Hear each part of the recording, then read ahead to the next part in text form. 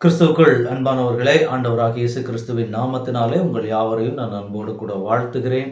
மீண்டுமாய் ஒரு புதிய நாளிலே தேவன் நம்மை சந்திக்க செய்த கிருபைக்காக நான் தேவனை அதிகமாய் ஸ்தோத்தரிக்கிறேன். இந்த நாளிலும் தேவனாகிய கர்த்தர் நம்மோடு கூட பேசுகிற ஒரு வார்த்தை மற்றும் ஆலோசனை என்னவென்றால், லூக்கா எழுதின சுவிசேஷம் 18வது அதிகாரம் 1ஆம் வசனத்தினுடைய முதல் பகுதி. சோர்ந்து போகாமல் எப்பொழுதும் ஜெபம் பண்ண வேண்டும். ஆண்டவர் இந்த நாளிலே நம்மோடு கூட சொல்லுகிற ஒரு காரியம், சோர்ந்து போகாமல் எப்பொழுதும் ஜெபம் பண்ண வேண்டும். ஜெபிக்கிற அனுபவம் எல்லாருக்குமே உண்டு. ஒவ்வொரு தேவனுடைய பிள்ளையும் நம்ம ஜெபம் பண்ணிடுவோம். எப்படியாவது காலையில் எழுந்த உடனே ஒரு ஜெபம் பண்ணிடுவோம், நைட்டு தூங்கும்போது ஒரு ஜெபம் பண்ணிடுவோம், ஆலயத்துக்கு போனால் ஜெபம் பண்ணுவோம். இந்த மாதிரி ஜெபிக்கிற அனுபவம் அப்படிங்கிறது ஒவ்வொருவருக்கும் உண்டு. ஆனால் இங்கே ஆண்டவர் என்கோட் பண்ணுற விஷயம் என்ன அப்படின்னா, சோர்ந்து போகாமல் எப்பொழுதுமே ஜெபம் பண்ணுகிற ஒரு அனுபவம்.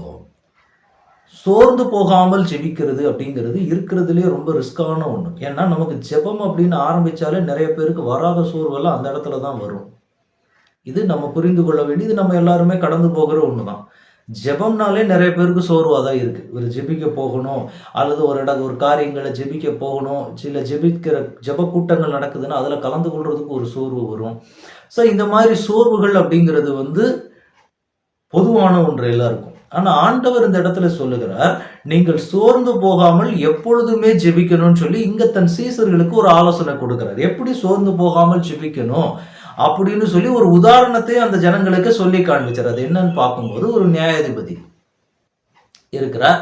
அவருடைய சுபாவம் என்ன அப்படின்னா, மனிதர்களை மனுஷராகவே மதிக்காத ஒரு குணமுடையவர். யாரையுமே மதிக்க மாட்டார். அந்த மாதிரி ஒரு சுபாவத்தில் உள்ள ஒரு நியாயாதிபதி இருக்கிறார், ஒரு ஜட்ஜ் இருக்கிறார். அவரிடத்துல ஒரு விதவை போய் எனக்கு நீதி கிடைக்கணும் அப்படின்னு சொல்லி அந்த ஒரு விதவை போய் தொடர்ந்து அவரிடத்துல முறையிட்டு கொண்டு இருக்க. ஏன்னா அவர் தான் மனுஷரையே மதிக்காத ஆளாச்சு. அந்த விதவை எப்படி அவர் மதிப்பார்? ஆனால் இந்த விதவை தொடர்ந்து போய் அவருடைய சமூகத்தில் போயிட்டு எனக்கு எப்படியாவது ஒன்று பண்ணுங்க, எனக்கு நீதி கிடைக்கணும், நீதி கிடைக்கணும், நீதி கிடைக்கணும் அப்படின்னு சொல்லி தொடர்ந்து போய் போராடி கொண்டே இருக்கிறார். அப்ப அந்த போன உடனே அந்த மனுஷன் என்ன ஆயிடுச்சு அப்படின்னா, அவருடைய இருதயத்துல இனி இந்த அம்மா என்னை தொந்தரவு பண்ணக்கூடாது,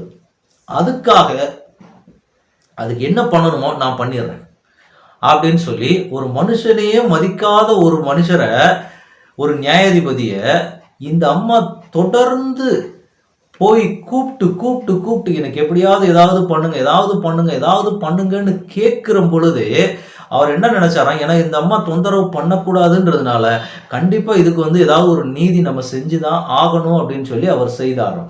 இந்த உவமையை இயேசு தன் சீஷர்களோடு கூட சொன்னார். இன்றைக்கு ஆண்டவர் நமக்கு சொல்ற ஒரு காரியம், நம்ம சில நேரங்களில் சில காரியத்துக்காக ஜெபிக்கும் போது நமக்கு ஒரு சில சோர்வுகள் வருது. சில காரியங்கள் இதெல்லாம் எப்படி நடக்கும், இந்த மாதிரி காரியங்கள்லாம் இது நடக்கிறதுக்கான வாய்ப்பே கிடையாது, நானும் ஜெபம் பண்ணிட்டு தானே இருக்கேன், அப்ப ஆண்டவர் செய்ய மாட்டேங்கிறாரு அப்படின்னு சொல்லி நம்ம சில நேரங்கள்ல அந்த சோர்வு வரும். ஆண்டவர் சொல்றாரு, சோர்ந்து போகாமல் நீங்கள் எப்பொழுதுமே ஜெபிக்க வேண்டும். அந்த ஒரு அனுபவம் எப்படியா அதுக்குள்ள கொண்டு வர்றது? சோர்ந்து போகாம எப்பொழுதுமே எப்படி ஜெபிக்க முடியும்? நம்ம காலையில ஒரு ஜெபத்தை போடலாம், அல்லது நைட்டு தூங்கும் போது ஆண்டவரே என்னை பாதுகாத்ததற்காக நன்றி, இன்னைக்கு போக்குவரத்துல எல்லாம் கூட இருந்தீங்க, எல்லா காரியத்தையும் செய்ய வச்சீங்க நன்றி, எல்லாம் ஆரம்பிக்கும் போது ஆண்டவரே என்ன இந்த நாள் ஆசீர்வதிங்கப்பா, இந்த நாள் நல்லபடியா இருக்கணும், போக்குவரத்து எல்லாத்தையும் ஆசீர்வதிங்க, எல்லாம் பண்ணுங்க, செய்யுங்க, பிள்ளைகளை பார்த்துக்குங்கன்னு சொல்லி நம்ம ஜெபம் பண்ணி முடிச்சிருதுன்னா நமக்கு ஈஸி. ஆனா சோர்ந்து போகாமல் எப்பொழுதுமே ஜெபம் பண்ணிட்டே இருக்கிறதுனா அது சாத்தியமாகுமா அப்படின்னா, நிறைய பேருக்கு இது சாத்தியமாகாது அப்படிங்கிற ஒரு நிலைமையில தான் இன்னைக்கு நம்ம நிறைய பேர் நினைச்சிட்டு இருக்கிறோம். ஆனா தேவ சமூகத்திலே நம்ம ஜெபிக்கிறது அப்படின்னா, தேவனோடு கூட பேசுகிற ஒரு அனுபவம், தேவனோடு கூட ஐக்கியத்தில் இருக்கிற ஒரு அனுபவம். இதுக்கு எந்த நேரத்துல வேண்டுமானாலும் நீங்கள் செய்யலாம். எந்த நிமிஷத்துல நீங்க என்ன இடத்துல இருந்தாலும் சரி, நீங்க எப்படிப்பட்ட சூழ்நிலையில நின்னீங்கன்னாலும் சரி, எப்படி வேண்டுமானாலும் செய்யலாம். ஏன்னா நம்ம தேவனோடு கூட பேசுகிறதுக்கு, ஒரு தன் தகப்பனோடு தன் பிள்ளை பேசுகிறதை போல நீங்க எனி டைம் ஆண்டவரோடு கூட பேசி கொண்டிருக்கலாம். அவரும் உங்களோடு கூட பேசுகிறதுக்கு ஆயத்தமாக இருக்கு. அதான் ஜெபிக்கிற ஒரு அனுபவம். ஜெபம் அப்படிங்கிறது தேவனோடு கூட பேசுகிற ஒரு அனுபவம். அப்ப இடைவிடாமல் தொடர்ந்து நான் ஆண்டவரோடு கூட பேசிக்கிட்டே இருக்கணும்னா கண்டிப்பா அது முடியும். நீங்க வேலை பார்க்குற ஸ்தலத்துல அப்படி பேசலாம், நீங்க தொழில் செய்கிற இடத்துல பேசலாம், நீங்க எந்த இடத்துல இருக்கிறீங்களோ அந்த பிரயாணம் பண்ணி போய்கிட்டு இருந்தா அந்த இடத்துல ஆண்டவரோடு கூட பேசலாம். எல்லா சூழ்நிலையிலும் ஆண்டவரோடு கூட நீங்க பேச முடியும். ஆனா ஒரே ஒரு காரியம், ஆண்டவருடைய சமூகத்துல பேச வேண்டும் என்கிற, அவரோடு கூட ஐக்கியமாய் இருக்க வேண்டும் அப்படிங்கிற ஒரு வாஞ்சை உங்களுக்குள்ள இருக்கணும். அவ்வளவுதான். அதை தான் தேவன் அந்த இடத்துல எதிர்பார்ப்பார். அதை தான் எதிர்பார்த்து ஆண்டவர் காத்திருக்கிறார். உங்களுக்குள்ள அந்த வாஞ்சை இருந்தா போதும். அது இருந்துட்டுனாலே ஆட்டோமேட்டிக்கா நீங்க என்ன செய்ய ஆரம்பிச்சிருவீங்கன்னா, தேவ சமூகத்தை தேடி நீங்கள் ஓட ஆரம்பித்து விடுவீர்கள். ஆண்டவர் இந்த இடத்துல வாக்கு கொடுக்கிற ஒரு காரியம் என்ன அப்படின்னா, நீங்க சோர்ந்து போகாம ஜெபம் பண்ணுங்க. அப்போ உங்களுக்கான காரியங்கள் வாய்க்கப்படும். சில காலங்கள் ஒரு மாசம் ஒரு காரியத்துக்காக ஜெபிச்சு ஒரு 10 நாளைக்கு மேல ஜெபம் பண்ண ஆரம்பிச்சுட்டு அதுக்கு பதில் வரலனாலே நமக்கு சோர்வு வந்துருது. அப்படித்தானே? ஆண்டவருடைய சமூகத்துல அப்படித்தானே நிக்கிறீங்க. ஒரு சில காரியங்களுக்கு அப்படியே ஒரு மாசம் ஆகுது அல்லது ஒரு வருஷத்துக்கு மேல போக ஆரம்பிச்சிருச்சுன்னா ஆட்டோமேட்டிக்கா இதுக்கு மேல இது நடக்குமா நடக்காதான்னு நமக்கே ஒரு டவுட் வர ஆரம்பிச்சிடும். அப்போ உடனே என்ன செஞ்சிருவோம்னா, அடுத்து நம்ம ஜெபத்தை நிறுத்திடுவோம். வேண்டாம், இதுக்கு மேல நம்ம ஜெபம் பண்ணி ஏன் இவ்வளவு ஜெபம் பத்தாதா அப்படின்னு சொல்லி நம்ம நினைக்கிறோம். ஆனா தேவன் சொல்லுகிற காரியம், உங்களுக்கு அந்த வாக்குத்தத்தமோ உங்களுக்கு ஆண்டவர் சொன்னதோ உங்களுக்கு கிடைக்க வேண்டியது கிடைக்கிற வரைக்கும் நீங்க என்ன பண்ணணும் அப்படின்னா, சோர்ந்து போகாமல் ஜெபம் பண்ண வேண்டும். அந்த ஒரு அனுபவத்தை தான் தேவன் உங்ககிட்ட எதிர்பார்க்கிறார். அது எல்லா சூழ்நிலைகளிலும் சாத்தியமாகுமா அப்படின்னா கண்டிப்பா சாத்தியமாகும். நீங்க ஆண்டவரோடு கூட ஐக்கியப்படணுங்கிற ஒரு ஆஞ்சை உங்களுக்குள்ள இருக்கும்போது அது சாத்தியமாகும். ஆண்டவருடைய சமூகத்துல எப்பொழுதுமே நம்ம ஆண்டவரை துதித்துக் கொண்டே இருக்க முடியுமா? எப்பொழுதுமே ஆண்டவரோட பேசி கொண்டு இருந்தா அப்ப மற்ற வேலைகள்ல யார் பார்ப்பது அப்படிங்கிற ஒரு எண்ணம் தான் இன்னைக்கு நிறைய பேருக்கு. அதெல்லாம் ஊழியர்கள் பண்ணுவாங்க. ஊழியக்காரங்க தான் எப்ப பார்த்தாலுமே ஆண்டவரை துதித்து கொண்டே இருக்கணும், ஆண்டவருடைய சமூகத்துல பாதத்துல காத்துக்கிட்டே இருக்கணும். அப்ப மற்றவர்களுக்கு அதெல்லாம் தேவையில்லை அப்படிங்கிற ஒரு காரியத்தை தான் இன்னைக்கு அநேகருக்குள்ள யோசிச்சுட்டு இருக்கிறாங்க. இதெல்லாம் ரியாலிட்டி லைஃபுக்கு சாத்தியமாகுமா? வசனத்துல இருக்கும், ஆனா அது ரியல் லைஃபுக்கு அதெல்லாம் சாத்தியமாகுமா அப்படின்லாம் நிறைய பேர் கேட்பது உண்டு. ஆனா நிச்சயமாக எல்லா தேவ பிள்ளைகளுமே அதை செய்யலாம். ஊழியர்களுக்கு மாத்திரம் அது நியமிக்கப்பட்டது கிடையாது. எப்பொழுதுமே ஜெபம் பண்ணிட்டே இருக்கிறது ஒரு ஊழியர்களுக்குன்னு நியமிக்கப்பட்டது. அப்ப மற்ற ஆட்கள் எல்லாமே அதெல்லாம் செய்ய வேண்டியது கிடையாது அப்படிங்கிற ஒரு கான்செப்டே கிடையாது. ஆண்டவர் சொல்றது இடைவிடாமல் எல்லாருமே ஜெபிக்கணும். ஆண்டவரோடு கூட போகிற அனுபவம், ஆண்டவரோடு கூட நடக்கிற அனுபவம், வாக் வித் ஜீசஸ், ஆண்டவரோடு கூட நடக்கிற ஒரு அனுபவத்துக்குள்ள நாம நிற்கிறதற்கு இந்த வேலையில இருந்தா அதெல்லாம் பண்ண முடியாது. எங்களுக்கு எவ்வளவு ஸ்ட்ரெஸ் இருக்கு தெரியுமா, எங்களுக்கு அது இருக்கு இது இருக்கு, நீங்க ஆயிரக்கணக்கான காரணங்கள் சொல்லணும்.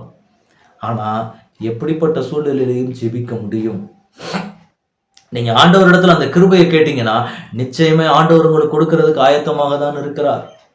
உங்களுக்குள்ள அந்த வாஞ்சை இருக்கும்போது கண்டிப்பா அதை செய்து கொடுக்கறதற்கு ஆண்டவர் ஆயத்தமா இருக்கிறார். ஆண்டவர் கொடுக்கிற ஆலோசனை தான், சோர்ந்து போகாம எப்பொழுதும் ஜெபம் பண்ணணும். இந்த இடத்துல நீங்க தொடர்ந்து கூப்பிட கூப்பிட கூப்பிட கூப்பிட ஆண்டவரே இதை பண்ணுங்க, எனக்கு இதை செய்யுங்க, எனக்கு இதை பண்ணுங்க அப்படின்னு சொல்லி நீங்க ஆண்டவரை கூப்பிட கூப்பிட என்ன ஆகும் அப்படின்னா, ஆண்டவர் தன் காரியங்களை துரிதமாய் உங்க வாழ்க்கையில செய்ய ஆரம்பிப்பார். ஆனா நம்ம என்ன ஆகிருதுன்னா, ஒரு குறிப்பிட்ட ஸ்டேஜுக்கு மேல போன உடனே நமக்கே ஒரு சோர்வு வந்துடுது. சோர்வு வருவது இயல்புதான். ஆனா அதை மேற்கொண்டு செபிக்க பழகுகிற ஒரு அனுபவத்தை தான் தேவன் நம்மிடத்துல எதிர்பார்த்து கொண்டிருக்கிறார். இன்றைக்கு ஆண்டவர் உங்ககிட்ட எதிர்பார்க்கிற காரியம், நீங்க நீண்ட காலமா ஜெபிக்கிறீங்கன்னு சொல்லிட்டு சோர்ந்து போயிட்டு, ஆண்டவரை இதுக்கு மேல என்னால ஜெபிக்க முடியல, இதுக்கு மேல ஜெபிக்கிறதுக்கு சோர்வு வந்துருது, இவ்வளவு ஜெபம் பத்தலையா அப்படின்லாம் நிறைய பேர் ஆண்டவர் இடத்துல கேட்கறது உண்டு. ஆண்டவர் சொல்லுகிறார், நீங்க 24/7 ஆண்டவரோடு கூட நீங்க கணக்கிலே இருக்கணுங்கிறது ஆண்டவருடைய ஒரு விருப்பம். அது சாத்தியமாகுமானா நிச்சயமாய் சாத்தியமாகும். ஆண்டவரிடத்துல கேளுங்க, அந்த கிருபை ஆண்டவர் உங்களுக்கு கொடுக்க ஆயத்தமா இருப்பாரு. எப்படி ஆண்டவரே உங்களோடு கூட நான் 24 மணி நேரம் உங்களோடு கூட இணைந்திருக்கு, இந்த வசனத்தை சொல்லி இருக்கிறீங்களே, இந்த வாக்குத்தத்தத்தை கொடுத்திருக்கிறீங்களே, இந்த வாக்குத்தத்தத்தை நான் எப்படி சுதந்திரித்துக் கொள்ளுவது? சோர்ந்து போகாமல் எப்பொழுதும் ஜெபிக்கிற அனுபவம் என் வாழ்க்கையில எப்ப வரணும், எப்படி கொண்டு வர்றது, அதுக்கு எனக்கு கற்றுக் கொடுங்கன்னு சொன்னீங்கன்னா இன்றைக்கு ஆண்டவர் உங்களுக்கு கற்றுக் கொடுக்க ஆயத்தமா இருக்கிறார். அந்த அனுபவத்துக்குள்ள கர்த்தர் உங்களை கொண்டு போகிறதுக்கு ஆயத்தமா இருக்கிறாரு. ஆனா நீங்க வாஞ்சையோடு கேட்கணுங்கிறது ஆண்டவருடைய விருப்பம். இந்த வாக்குத்தத்தத்தை கர்த்தர் உங்க வாழ்க்கையில செய்யணும்னு ஆண்டவர் விரும்புகிறார். உங்களை அப்படி பார்க்கணும், அப்படிப்பட்ட ஒரு பிள்ளையா தான் ஆண்டவர் உங்களை பார்க்கணும்னு ஆண்டவர் விருப்பப்படுகிறார். ஆயத்தமா இருக்கிறீங்களா? ஆண்டவரிடத்துல அப்படியே ஒப்பு கொடுக்குறீங்களா? ஆண்டவரே, இடைவிடாமல் ஜெபிக்கிறதுக்கு, சோர்ந்து போகாம ஜெபிக்கிறதுக்கு, எப்பொழுதுமே ஜெபிக்கிறதுக்கு என்ன உங்க பாதத்துல ஒப்பு கொடுக்குறேன். அதுக்கு எனக்கு கற்றுக் கொடுங்க. அதுக்கு நான் என்ன பண்ணணும்? நான் இருக்கிற வேலை இந்த மாதிரி இருக்கு, நான் இருக்கிற சூழ்நிலை இந்த மாதிரி இருக்கு, இதுல எப்படி நான் இப்படி ஜெபிக்க முடியும்? ஆவியானவர் எனக்கு கற்றுத்தருவீராகன்னு நீங்க ஆண்டவரிடத்துல கேட்டீங்கன்னா இன்றைக்கு ஆண்டவர் உங்களுக்கு சொல்லி கொடுக்கறதுக்கு ஆயத்தமா இருக்கிறாரு. அவரிடத்துல கேட்க ஆயத்தமா இருக்கிறீங்களா? அப்பா கிட்ட பேசலாமா? உங்களுக்கு அந்த வாஞ்சை இருக்குதா? இடைவிடாமல் நான் ஜெபிக்கணும் ஆண்டவரை, சோர்ந்து போகாம போகாம ஜெபிக்கணும், எப்பொழுதுமே ஜெபிக்கணும். அந்த கிருபை எனக்கு தாங்கன்னு இப்ப நீங்க ஆண்டவரிடத்துல கேட்க போறீங்க. உங்களுக்காக நான் ஜெபிக்கிறேன். தகப்பனே, உங்களுடைய சமூகத்துல ஒப்பு கொடுக்கிறோம்ப்பா. ஆண்டவரே, உங்க பிள்ளைங்க வாஞ்சிக்கிறாங்கப்பா, வாஞ்சையோடு வந்து உங்க சமூகத்துல நிக்கிறாங்க. சோர்ந்து போகாமல் எப்பொழுதுமே ஜெபிக்கிற ஒரு கிருபையை கேட்டு உங்க மத்தியில வந்து நிக்கிறாங்க ஆண்டவரே. அந்த பிள்ளைகளோடு கூட கர்த்தர் இன்றைக்கு பேசி இருக்கிறீங்கப்பா. அந்த வார்த்தையின்படியே உங்க பிள்ளைங்கள் தொடர்ந்து உங்க சமூகத்துல வந்து நின்று சோர்ந்து போகாம ஜெபிக்கிற ஒரு கிருபையை, அது எப்படி ஜெபிக்கணுங்கிறத உங்க பிள்ளைங்களுக்கு கற்றுத்தாங்கப்பா. அந்த பிள்ளைகளுக்கு தெரியாம நிக்கிறாங்க ஆண்டவரே. ஆவியானவர் அந்த பிள்ளைகளுக்கு அந்த ஜெபிக்கிற அந்த ஜெப ஆவியை இந்த வேளையிலே நீர் ஊற்றுங்கப்பா. எந்த இடத்துல நின்றாலும் சரி, ஆண்டவருடைய சமூகத்தில் ஜெபிப்பது எப்படி, இடைவிடாமல் சோர்ந்து போகாமல் எப்பொழுதுமே ஜெபிக்கிற அனுபவங்கள் எப்படிங்கிறத உங்க பிள்ளைங்களுக்கு நீங்க ஆவியானவர் நீர் கற்றுக் கொடுத்து உங்களுடைய பிள்ளைகளை வழி நடத்தும்படிக்கு அப்படிப்பட்ட விசேஷித்த ஒரு புதிய அபிஷேகத்தினால உங்க பிள்ளைகளை இந்த கால வேளையில கர்த்தர் நிரப்புகிறதற்காக உமக்கு ஸ்தோத்திரம். உங்க பிரசன்னம் அப்படியே அந்த வீட்டை முழுவதுமாக நிரப்பட்டும். அவங்க எந்த இடத்துல நின்று ஜெபிக்கிறாங்களோ, எந்தெந்த பிள்ளைகள் ஒப்பு கொடுக்கிறாங்களோ, அந்த பிள்ளைகளுக்கு இப்பொழுதே ஒரு விசேஷித்த ஜெப ஆவியை கர்த்தர் கொடுப்பீராக. சோர்ந்து போகாமல் ஜெபிக்கிற ஒரு ஜெப ஆவியை கர்த்தர் இந்த நாளிலே உங்க பிள்ளைகளுக்கு கொடுத்து நடத்தும்படி அப்படியே உங்க பிரசன்னத்துக்குள்ள ஒப்பு கொடுக்கிற ஆண்டவரே. இப்போ அவங்க ஜெபிக்க ஜெபிக்க அந்த பிள்ளைகள் மேல ஒரு விசேஷித்த ஜெப ஆவியை கர்த்தர் ஊற்றுகிறதற்காக ஸ்தோத்திரம். அதற்கு உண்டான தட்டைகள் விலகுகிறதற்காக ஸ்தோத்திரம். அதற்கு வேண்டிய ஞானத்தை, சூழ்நிலைகளை கர்த்தர் அந்த பிள்ளைகளுக்குள்ள நீர் கொடுக்கிறதற்காக ஸ்தோத்திரம். அப்படிப்பட்ட விசேஷித்த கிருபைகளை உங்க பிள்ளைகளுக்கு கொடுத்து நீங்க அபிஷேகித்து நடத்த போகிற நல்ல கிருபைக்காக உமக்கு ஸ்தோத்திரம் ஆண்டவரே. உங்க கரத்துல உங்க பிள்ளைங்களை அப்படியே ஒப்பு கொடுக்கிறோம்ப்பா. நீங்க இனிமேல் பார்த்துக் கொள்வீராக. இயேசு கிறிஸ்துவின் நாமத்தில் ஜெபம் கேளும் எங்கள் நல்ல பிதாவே. ஆமென், ஆமென், ஆமென். God bless you.